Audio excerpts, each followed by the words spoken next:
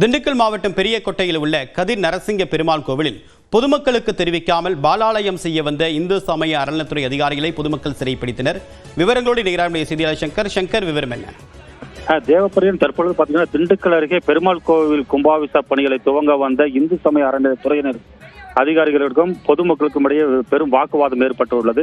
இது என்னவென்று நாம் பார்க்கும் பொழுது திண்டுக்கல் அருகே உள்ள பிள்ளமநாயக்கம்பட்டில் கதிர் நரசிங்க பெருமாள் கோயிலானது உள்ளது. பல நூற்றாண்டுகள் பழமை வாய்ந்த இந்த கோயிலை பிள்ளமநாயக்கர் என்னும் சிற்றரசர் கட்டியதாக கூறப்படுகிறது.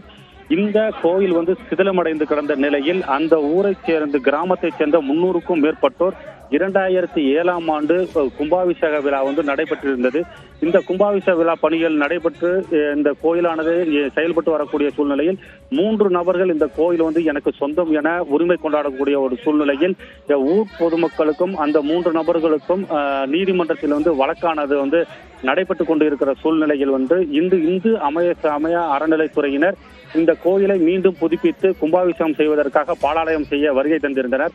அப்பொழுது இந்த கிராம மக்கள் எங்களுடைய அனுமதி இல்லாமல் இந்த கோயிலில் கும்பாபிஷேக விழா பணிகள் மேற்கொள்ளக்கூடாது என வாக்குவாதத்தில் ஈடுபட்டனர். இதனை அறிந்த வடமதுரை காவல்துறையினர் அங்கு வாக்குவாதத்தில் ஈடுபட்டு கொண்டிருந்தவர்களிடம் சமாதான பேச்சுவார்த்தையில் ஈடுபட்டனர்.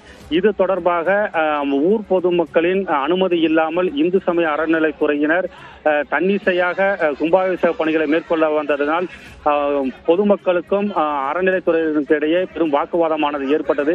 இந்த நிலையை அறிந்த காவல்துறையினர் இரு பிரிவினரிடம் சமாதான பேச்சுவார்த்தை நடத்தி இப்பொழுது இந்த கும்பாபிஷேக பணிகளை மேற்கொள்ளக்கூடாது என உத்தரவு அளித்ததன்படி இரு தரப்பினரும் கலந்து சொல்கின்றனர்.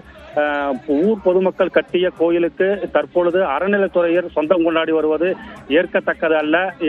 கோயில் கட்டும் பொழுதே இந்த இந்து சமய அறநிலைத்துறையினர் இதில் தடை இருக்க வேண்டும் என்று பொதுமக்கள் கூறுகின்றனர். இதனை அறிந்த பொழுது இந்த கும்பாபிஷேக பணிகள் தற்பொழுது நிறுத்தப்பட்டுள்ளது. பெரும் பரபரப்பை ஏற்படுத்தியுள்ளது. தேவப்பிரியன், விரிவான தகவலுக்கு நன்றி சங்கர்.